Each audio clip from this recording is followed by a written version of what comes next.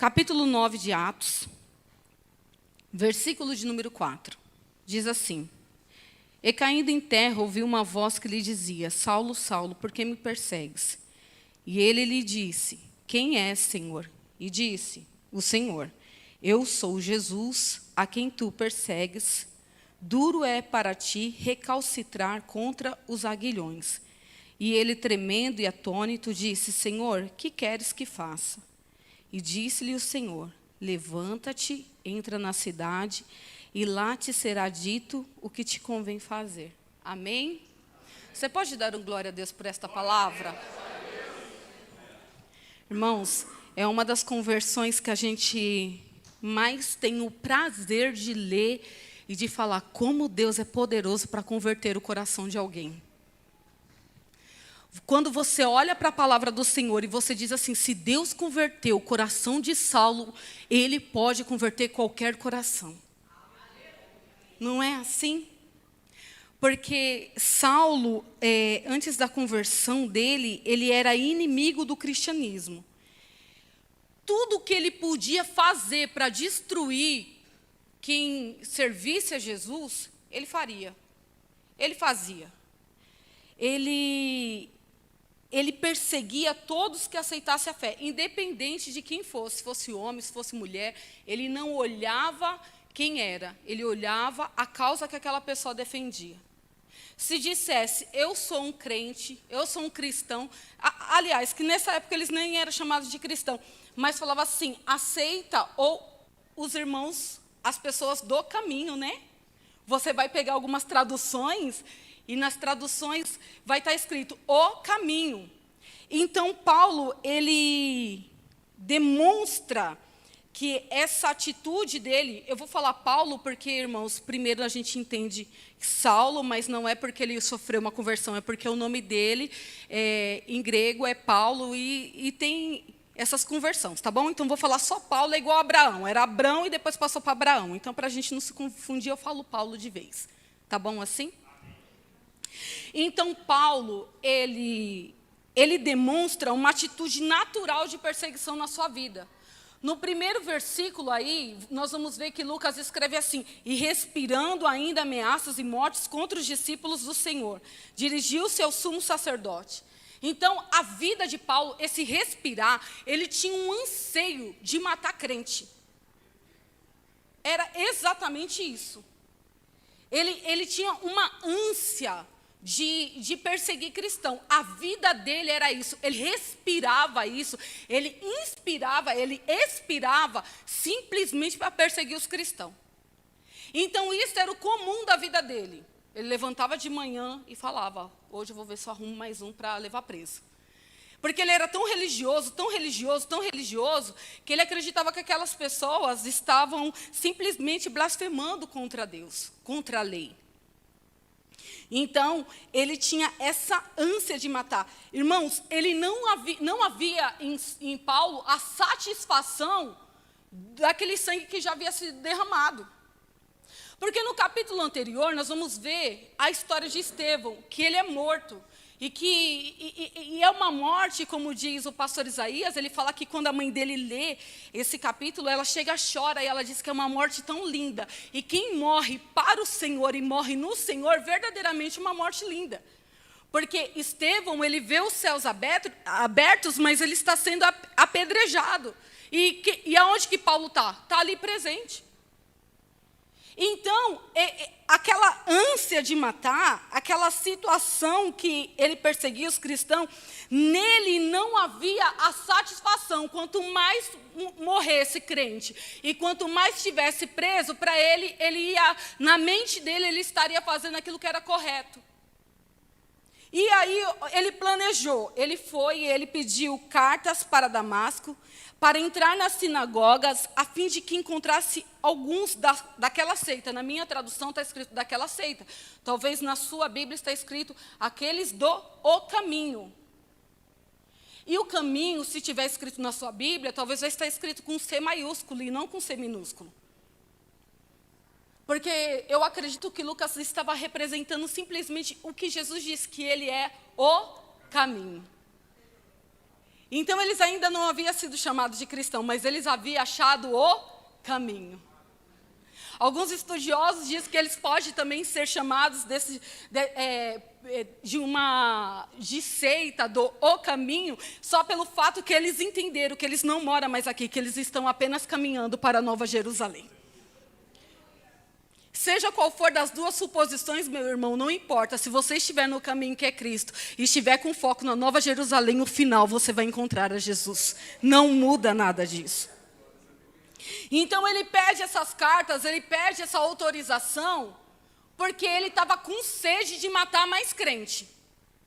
Ele tinha um grupo dele, ele se armou com todo mundo, e ele disse, bora, e está todo mundo indo para Damasco. O plano dele estava bom, estava tudo preparado, estava tudo certo. Só que no meio do caminho, e aí você vai ver na sua Bíblia, que com a letra minúscula, o C minúsculo, ele vai dizer, capítulo 3 de Atos, Lucas diz assim, e indo no caminho, aconteceu que chegando perto de Damasco, ele não chegou a entrar em Damasco, estava perto. Subitamente o cercou um resplendor de luz do céu.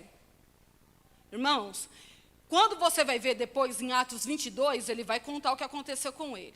Lucas vai escrever o relato de Paulo se defendendo perante alguns acusadores. E ele vai dizer assim, que veio do céu uma luz que desceu sobre ele. Olha isso. Glória a Deus. E ele ouviu uma voz que saía de dentro da luz. A luz veio do céu e uma voz falou com Paulo. E disse para ele assim, Saulo, Saulo, por que você me persegues? Imagine, irmãos, ele está tendo agora, ele não está tendo uma visão no espírito. Ele não está tendo uma visão de olho fechado, ele está tendo uma visão de olho aberto. Ele estava andando no meio do caminho, e no meio do caminho uma luz, o céu se abriu, irmãos, e a luz, o Senhor Jesus desceu e teve um encontro com ele no meio do caminho, essa é a realidade. E começou a falar para ele, Saulo, Saulo, por que você está me perseguindo? E nós lemos aqui, ele vai dizer assim, quem é Senhor? É como se ele dissesse, mas quem é o Senhor? Eu estou te perseguindo, mas quem é você? Como assim? Ele está atordoado, ele está atônito. Ele não esperava encontrar isso no meio do caminho. Ele esperava que ele ia conseguir prender mais crente. Ele esperava que ele ia conseguir levar mais homens e mulheres à prisão. Mas no meio do caminho, antes de chegar no objetivo dele, o Senhor teve um encontro com ele. E aqui eu digo, meus irmãos, que Paulo teve uma parada cardiorrespiratória. Por quê? Porque se ele estava respirando, escute isso daqui, ele respirava morte e ameaça. Agora, quando ele encontra Jesus, ele tem uma parada cardiorrespiratória. Acabou. Você já viu o que é uma pessoa quando tem uma parada cardiorrespiratória? Ela não respira e o seu coração para. E aí, é o famoso RCP, que aí você tem que ir fazendo a massagem cardíaca para ir mandando oxigênio para o cérebro daquela pessoa, para tentar ao máximo manter ela viva, até que o milagre aconteça e ela volta a respirar sozinha, o coração bater sozinho. Paulo, ele está tendo essa parada cardiorrespiratória na minha visão. Por quê? Porque ele está encontrando com aquele que vai mudar toda a história da vida dele. Escuta, a gente pode orar 20 anos para Deus mudar a história de alguém. E eu vou te dizer, não vai ser em 20 anos que Jesus muda. Quando a conversão chega, é num culto. É 40 minutos, é numa pregação na rua, é no louvor que escuta em casa. A pessoa fala assim, alguma coisa aconteceu nesse ambiente, porque enquanto eu ouvi esse louvor, eu senti uma brisa entrando aqui dentro do meu coração. E a pessoa já se joga no chão e começa a dizer, eu sou pecador, eu preciso de Jesus Cristo. Vem para um culto como esse, a palavra vai entrando no coração, o louvor vai tocando, e quando menos se vê, está aqui na frente, se rendendo ao Senhor Jesus. E aí a gente orou 10 anos, 20 anos, e o Senhor Jesus faz essa obra em questão de minutos. E isso é muito bom, irmãos. Porque Deus é extraordinário, Ele vem para tirar todas as escamas que pode estar nos nossos olhos. E às vezes a gente acha que Jesus só vai ir lá na nossa casa, ou vai vir só na igreja, mas aqui não, Ele encontrou com Saulo no meio do caminho.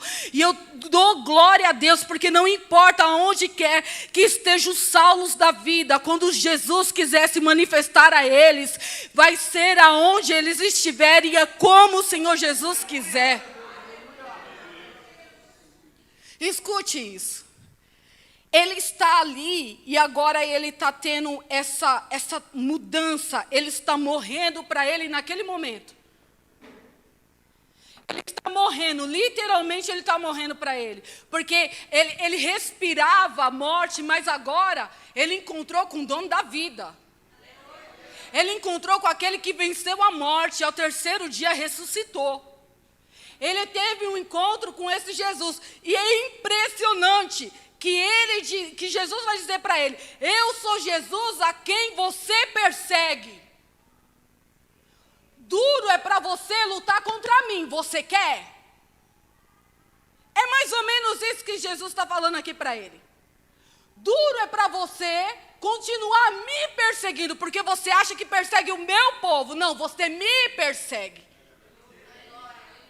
Eu amo uma palavra que tem em João, irmãos, é coisa extraordinária, João capítulo 14, que Jesus vai dizer assim, que se nós estivermos nele, se nós amarmos os seus mandamentos, aí ele fala assim: Pai, como eu estou no Senhor, eles estarão em mim, e eu estarei neles, e eu me manifestarei a eles. Irmãos, essa é a verdade do Evangelho, o Senhor está conosco.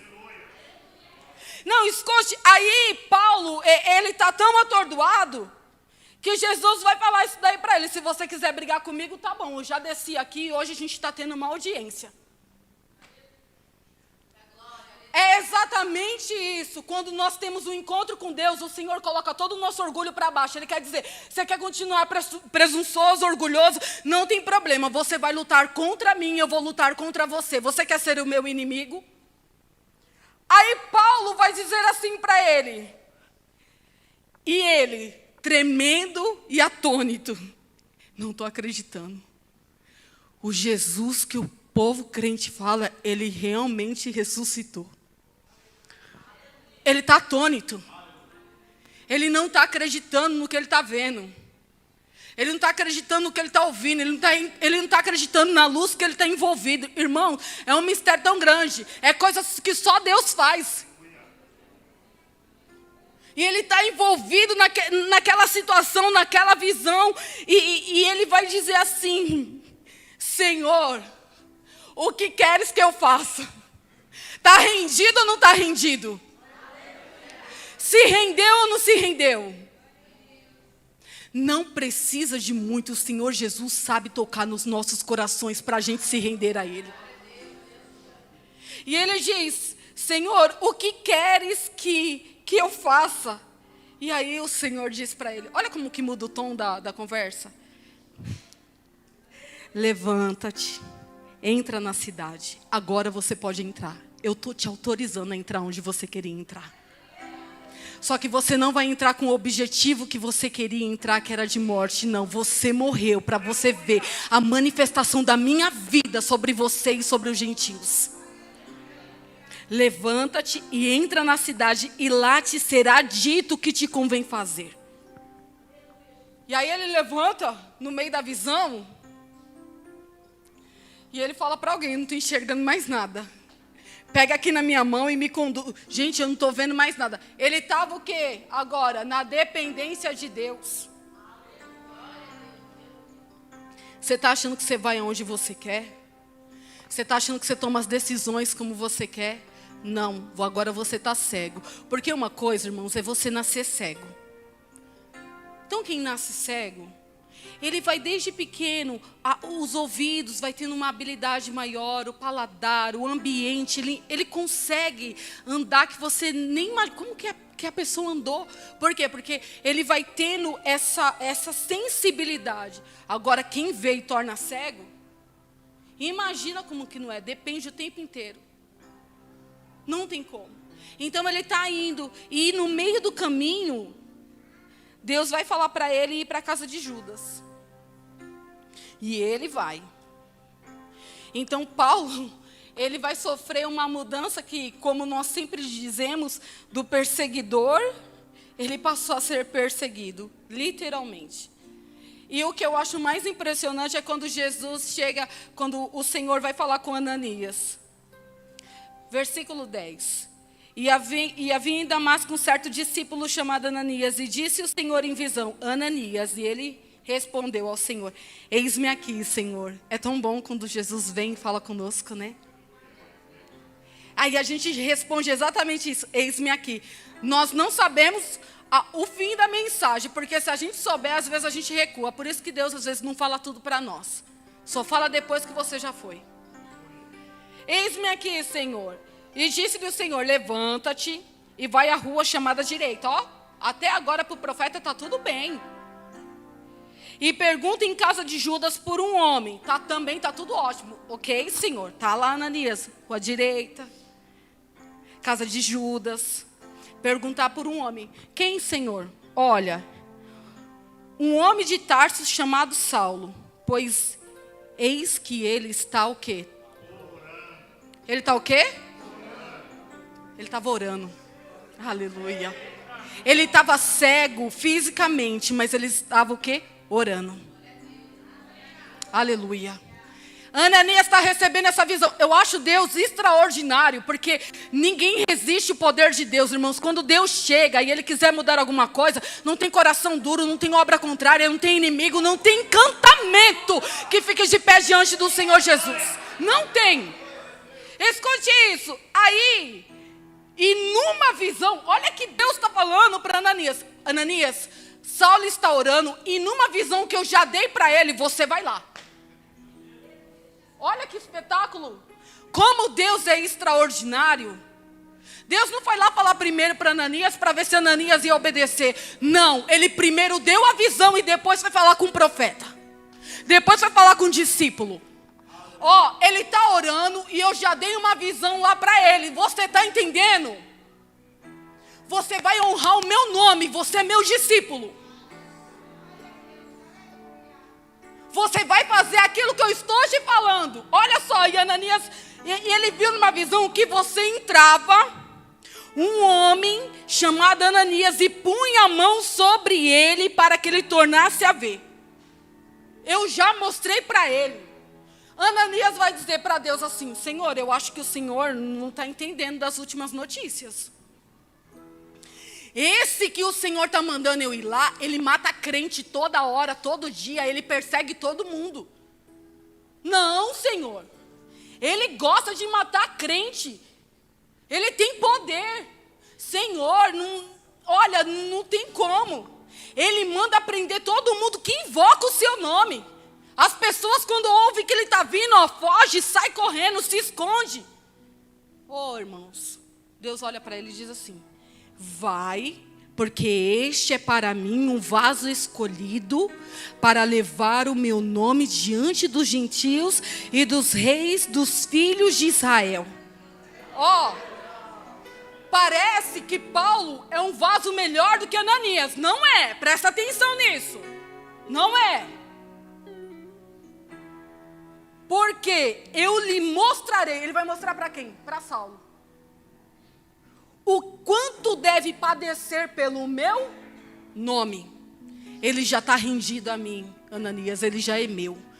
Eu só quero que você vá lá e confirma aquilo que eu já falei com ele. Você não precisa pregar para ele, meu filho Jesus Cristo já pregou no meio do caminho. Agora você só precisa ir lá, porque eu mostrei você para ele, porque ele vai tornar a ver. E Ananias vai, irmãos. E Ananias foi. E eu acho, eu fico assim, maravilhada quando a gente entende a palavra de Deus. Porque quando a gente entende o que Deus fala com a gente, um leque se abre. É por isso que quando eu oro aqui na segunda-feira, mas as irmãs, eu sempre falo assim, Deus, tira todas as ideologias da minha mente. Tudo que talvez eu aprendi assistindo uma televisão, ou na escola, ou ouvindo um jornal, ou influenciado por qualquer coisa. Toda ideologia que não glorifica o seu nome, tira de mim para que a tua palavra entre na minha mente e tome o lugar dela que é por direito. E eu oro assim. E olha, Ananias entendeu tanto que no capítulo 17, no versículo 17 diz assim: e Ananias foi e entrou na casa, impondo-lhe as mãos, disse: irmão Saulo. Ele entendeu, já é de Jesus. Ele entendeu, ele já é crente. Ele entendeu, ele não é mais perseguidor. Ele agora vai ser um que vai sofrer por amor ao nome de Jesus. Nós precisamos entender o que a palavra de Deus diz. Nós precisamos entender o que a palavra de Deus nos garante. Nós precisamos entender o que o Espírito Santo de Deus fala conosco. Porque o nosso Deus, Ele não é mudo, Ele não está no madeiro, Ele está vivo, Ele está aqui nessa noite. Nós bem ouvimos o nosso irmão dizer: uma certeza eu tenho, que Jesus já está no culto. E essa certeza eu também tenho. Você também tem essa certeza? Então ninguém precisa te mandar glorificar, ninguém precisa te mandar orar, ninguém precisa te mandar render graças a Ele, porque você sabe que Ele está no culto. Ninguém precisa conduzir o seu culto, ninguém precisa te manipular, porque você já veio de casa dizendo: eu tenho um encontro com Deus essa noite. Eu não marquei um encontro com as irmãs, eu não marquei encontro com os irmãos, não. Eu marquei com Jesus, que encontrou Saulo no meio do caminho. E eu sei que Ele está lá na igreja nessa noite. Eu sei que Ele vai usar as crianças, Ele vai usar o pastor, Ele vai usar os músicos, Ele vai usar quem Ele quer. Eu sei que Ele vai falar comigo. Porque Deus não está preso às nossas ideias, não. Deus, Ele é... oh, aleluia, um Deus que anda no meio do seu povo. E a Bíblia diz que aonde está o Espírito do Senhor, aí há liberdade. Por isso que se Ele quiser curar neste momento enquanto eu prego, Ele cura. Por isso que Ele quiser salvar você neste momento enquanto eu prego, Ele vai salvar aí. Por isso que se Ele quiser visitar a sua casa enquanto você está aqui adorando, Ele vai. Porque Ele não está preso às quatro paredes, não. Ele é muito mais além. Ele é o Deus de perto, mas Ele também é o Deus de longe. Ele é o Deus da mulher Ciro Fenícia, que está lá em Tiro e Sidom, dizendo: Senhor, lá na minha casa tem uma filha miseravelmente endemoniada, mas eu estou aqui diante do Senhor. Então o Senhor pode me socorrer. O Senhor pode tirar aquele demônio de dentro da minha casa. Talvez você chegou aqui e está dizendo: Senhor, eu vim aqui, mas ficou um demônio lá, ficou alguém tribulado lá, Pai. Mas se você crê, meu irmão, se você tiver fé, Ele visita lá também. Porque Ele não está preso às quatro paredes, não. Ele não está. E Ele diz para a mulher: ó, mulher, grande é a tua fé. Pode ir, que lá na sua casa não tem mais demônio, não. Lá na sua casa não tem mais tribulação, não. Foi feito como você veio buscar. E eu acho incrível que Marcos vai escrever que quando ela chega em casa, a menina está dormindo. Marcos vai dizer que quando a mulher chega em casa, a menina está dormindo. Porque eu não sei se você já teve alguém endemoniado, porque essa pessoa, ela não tem endemoniada em questão do seu caráter, mas era possessão, essa menina. Não sei se você já viveu, ouviu alguém, mas quando você vê que uma pessoa está liberta, ela vai dormir. E a mãe entrou dentro de casa e não encontrava nada mais sendo quebrado. Por quê? Porque o Jesus que ela foi buscar foi o Jesus que enviou o Espírito Santo, irmãos, para visitar o seu lar. Então, Ananias vai e diz assim para ele: irmão Saulo, o Senhor Jesus que te apareceu no meio do caminho, aquele que falou com você lá no meio do caminho, Ele me mandou até aqui. E Ele me enviou para que você tornes a ver e seja cheio do Espírito Santo. Você não vai ser mais cheio de orgulho, você não vai ser mais cheio de morte, você não vai ser mais cheio de ameaça, não. Ó, Deus está mudando a sua história, você vai ser cheio do Espírito Santo. Você vai enxergar novamente, mas você não vai enxergar com os olhos dos fariseus, você não vai enxergar com os olhos da lei, você não vai enxergar com os olhos da sua educação grega, não, você vai enxergar pelo Espírito Santo de Deus. Todo estudo de Paulo não é mais assim. Agora você vai ser cheio do Espírito Santo. E logo lhe caíram, os versículos 18, e logo lhe caíram dos olhos como umas escamas, e recuperou a vista, e levantando-se, foi batizado. Você pode dar um glória a Deus pela conversão de Saulo? E eu gostaria de ler com você, porque depois de toda essa conversão, de que ele está rendido ao Senhor, eu quero que realmente você entenda que ele se rendeu ao Senhor. Que não foi uma conversão que ele simplesmente disse que estava convertido, mas a sua vida voltou a ser a mesma. Ele voltou às velhas práticas. Não. Ele realmente teve uma conversão com o Senhor Jesus. E eu gostaria de ler com você em Filipenses, no capítulo 3.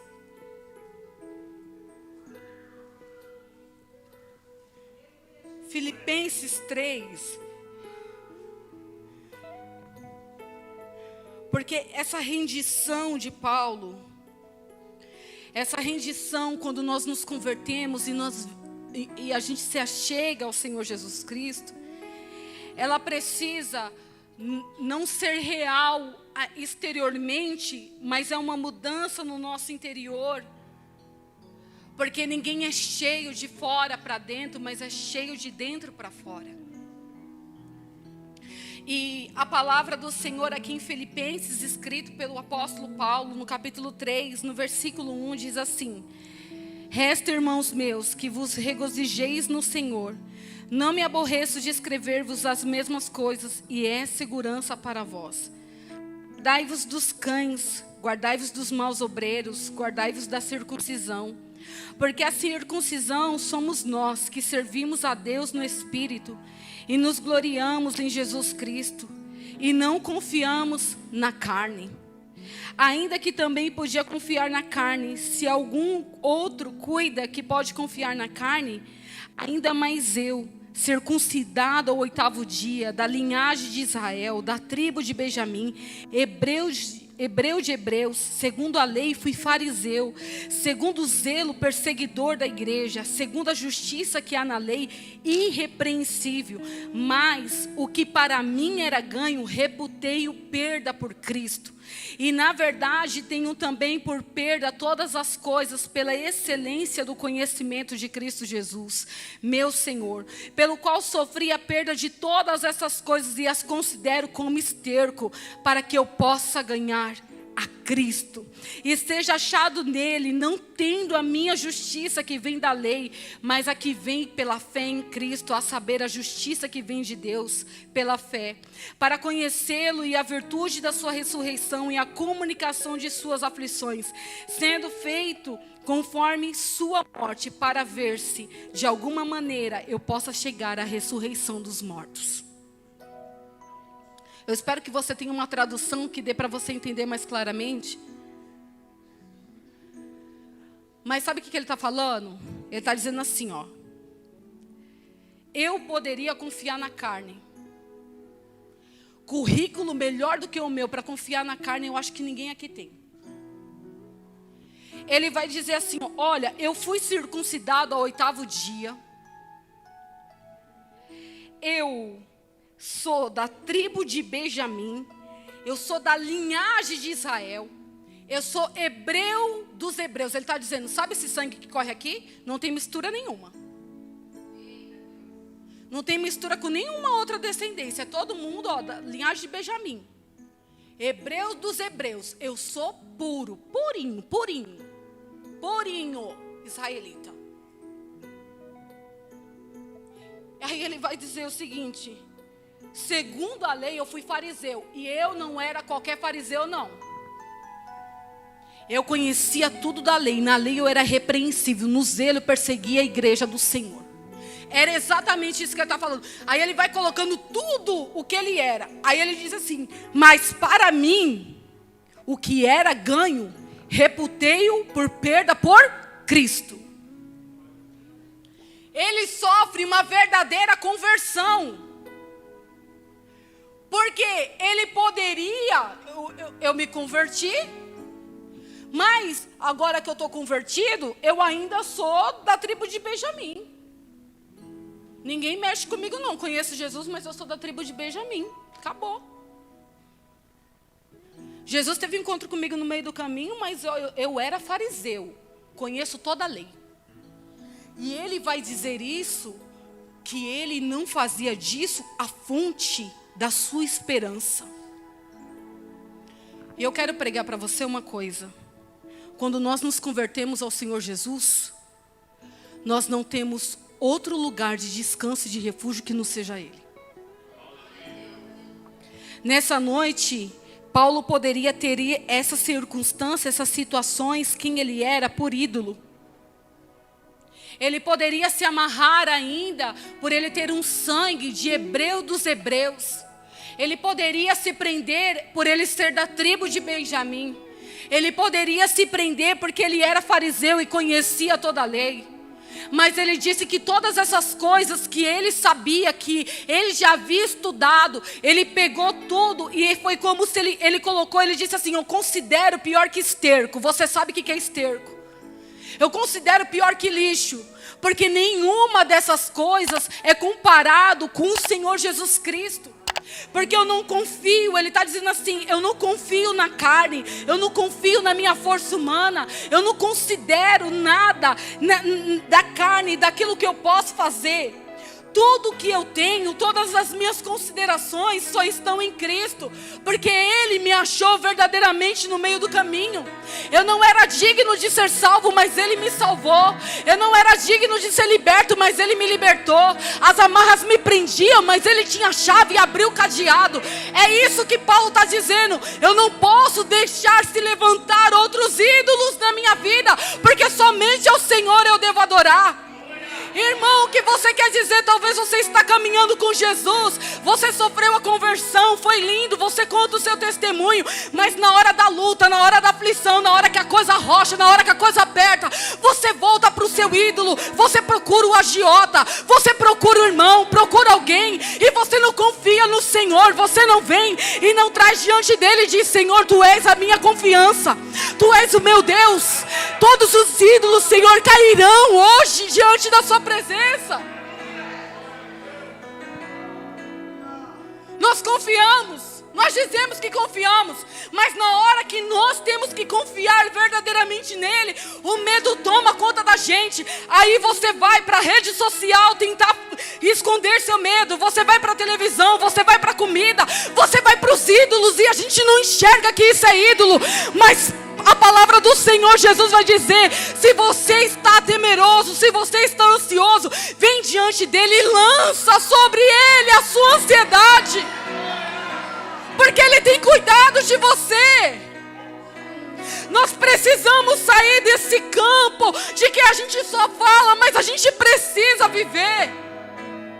Viver olhando para o Senhor, não olhando para o currículo. Eu estou há 20 anos, eu sei pregar, eu sei cantar, o meu tom é bom, nossa, minha oratória é maravilhosa. Não, Ele quer que você continue olhando para Ele, porque isso só pode, irmãos, isso se torna ídolos. Mas em o nome de Jesus Cristo, que os ídolos que se levantaram nos nossos corações caiam nessa noite, em nome do Senhor Jesus Cristo. Você está triste, e aí você confia que se você for lá, irmão, é muito bom, a gente mulher gosta disso. Aí você vai lá, se arruma, aí tem um discurso por aí, diz assim, reage, põe um cropped. Eu vou te dizer uma coisa: a sua reação como uma mulher de Deus é dobrar os seus joelhos e crer: Senhor, eu confio, eu acredito na Tua palavra, eu sei que o Senhor muda história. E abre a Bíblia e diz: tá vendo esse Saulo aqui que o Senhor encontrou no meio do caminho? Eu creio que Tu és poderoso, que o Senhor pode mudar a história de qualquer pessoa. A minha reação não é como o mundo diz que eu devo ter. Não é o ídolo que o mundo levanta todos os dias e diz: segue. Certa vez eu vi um vídeo que uma pessoa perguntou assim para uma moça: o que Deus representa para você? E ela ficou pensando, e ficou pensando, e ficou pensando. E aí falaram assim para ela: e a sua rede social? Ela disse: a minha vida. Aí você acha que tem muito crente longe disso? Eu sou convertido, mas eu não posso perder seguidor. O ídolo, em nome de Jesus, vai cair nessa noite. Corre lá, vamos ver quantos likes tá dando. Eita, agora sim, olha, eita, agora tá. É o ídolo, tem que cair em nome de Jesus nessa noite. Aí não sabe, vive triste, vive angustiado, vive com vazio. E vem para a igreja e volta com vazio, porque já volta com o ídolo. Eita, olha aqui o ídolo. Chegou amanhã de manhã, o culto foi maravilhoso, né? Aí você acordou de manhã cedo. Aí levanta, peraí, deixa eu ver o que estão dizendo para mim hoje. Peixes. Que roupa que eu vou sair? Ai, é azul, vai de azul. Eu estou falando de crente. Cristã, signo, Libra, peixes, aquário. O ídolo precisa cair. Paulo, ele se converteu e foi uma real conversão. Pegou todos os ídolos que havia nele e lançou como esterco, como pior que lixo. Não dá nem para reciclar. Deus, não dá nem para reciclar. Não pegue de volta, não traz para mim. Não faz RCP, não me ressuscita para a velha carne. Não, eu não quero ninguém à volta de mim. Eu quero morrer em Cristo Jesus. E somente Ele, irmãos, vai dizer, no capítulo 4 de Filipenses,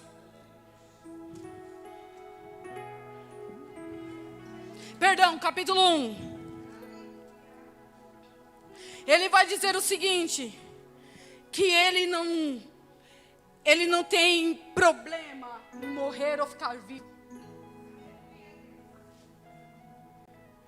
Ele vai dizer, olha, para mim, se eu morrer ou estar vivo, se eu morrer, eu tenho lucro, que eu estou com Deus. Mas se eu ficar vivo, eu vou pregar o Evangelho. Eu vou viver a vontade de Deus. E ele vai dizer assim, olha, no versículo de número 21. Porque para mim, o viver é Cristo e o morrer é ganho. Mas se eu viver na carne e me der fruto da minha obra, não sei então o que devo escolher. Mas se de ambos os lados eu estou em aperto, porque eu desejo partir e estar com o Senhor, porque isto ainda é muito melhor. Ele está dizendo, eu não sei o que eu quero, eu não sei se eu quero viver para poder pregar o Evangelho, eu não sei se eu quero morrer para estar com Cristo, porque estar com o Senhor é muito melhor.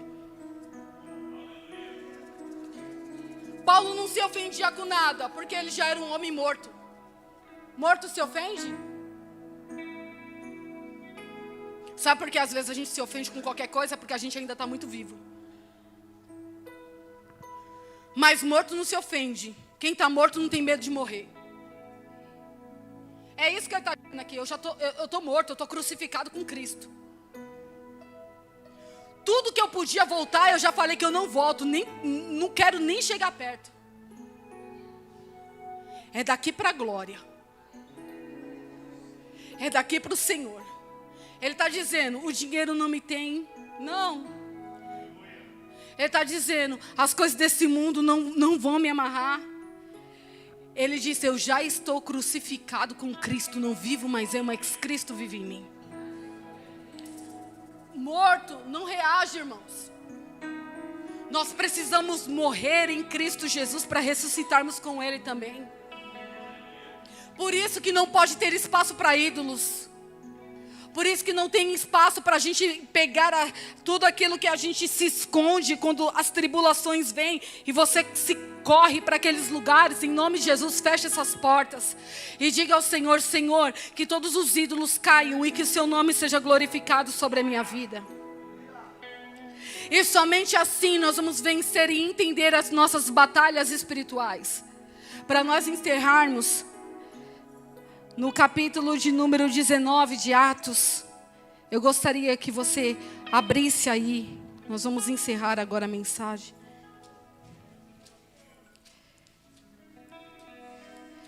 No capítulo 19 de Atos, no versículo de número 13, vai dizer assim: e alguns dos exorcistas judeus ambulantes tentavam invocar o nome do Senhor Jesus sobre os que tinham espírito maligno, dizendo: esconjuro-vos por Jesus, a quem Paulo prega. Os que faziam isto eram os 7 filhos de Seva, judeu, principal dos sacerdotes. E respondendo, porém, o espírito maligno disse: conheço a Jesus, e bem sei quem é Paulo, mas vós quem sois? Ressaltando neles o homem que tinha o espírito maligno, assenhorando-se dos dois, pôde mais do que eles, de tal maneira que nus e feridos fugiram daquela casa. O espírito maligno falou na boca daquela pessoa que estava endemoniada: ei, eu conheço o Deus de Paulo, e também bem sei quem é Paulo. É por isso que lá em Efésios 6, capítulo 10, Paulo diz assim, que a nossa luta não é contra a carne, não é contra sangue, mas é contra principados, potestades, contra os príncipes das trevas, nas regiões celestiais. Ele era conhecido aonde, Paulo? No inferno. Mas ele era conhecido por quê? Por causa da lei? Porque ele era... Não, ele era conhecido porque ele era um homem entregue ao Senhor e um homem de oração e sabia com quem ele lutava. Nós precisamos entender que enquanto nós estivermos diante dos ídolos, nós não vamos ter tanta autoridade que o Senhor já depositou sobre nós. Mas na hora que os ídolos do nosso coração caírem, a vontade do Senhor vai ser tão grande, tão plena sobre nós, que o Espírito Santo vai tomar toda a nossa vida. E 1 hora de oração para você vai ser pouco. Um dia de jejum para você vai ser pouco, porque você vai querer mais do Senhor. Você não vai se contentar apenas com uma gota da glória de Deus, com apenas a nuvem da presença, não. Você vai dizer: Senhor, eu quero mais de Ti, eu quero Te ver, eu quero tocar o Senhor, eu quero muito mais do Senhor. E aí, irmão, você vai ser conhecido, não nas redes sociais. Você vai ser conhecido não pelo mundo, não pelo Brasil, mas você vai ser conhecido no inferno, porque vai dizer: ali vai um homem e uma mulher de Deus que ora, e Satanás vai partir em retirada, por causa da oração de adoração que sairá dos seus lábios. Amém? Aplauda o Senhor Jesus nessa noite.